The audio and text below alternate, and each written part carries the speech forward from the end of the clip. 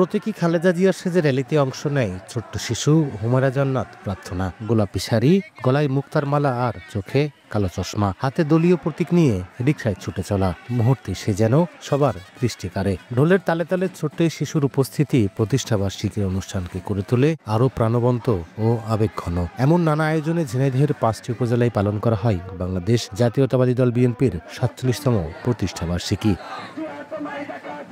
বুধবার বিকেলে কালীগঞ্জ উপজেলা শহরের ভূষণ স্কুলের সামনে থেকে উপজেলা বিএনপির পক্ষ থেকে বের করা হয় বর্ণাঢ্য র্যালি। ব্যানার, ফেস্টুন, দলীয় স্লোগান আর ঢাকঢোলের শব্দে মুখর হয়ে ওঠে শহরের প্রধান সড়কগুলো। পরে শহরের জনতা মোড়ে হয় সংক্ষিপ্ত সমাবেশ। একই সময় মহেশপুরেও ধানের শীষ নিয়ে বের করা হয় বর্ণাঢ্য আনন্দ শোভাযাত্রা। ঢাকঢোলার বাদ্যের তালে নেচে গিয়ে উল্লাস করেন নেতাকর্মীরা। এর আগে সকালে সরকারি ডিগ্রি কলেজ মাঠ এলাকায় বৃক্ষরোপণ এবং পরে কপোতাক্ষ নদে মাছ অবমুক্ত করে দিবসটি উদযাপন করে মহেশপুর উপজেলা বিএনপি।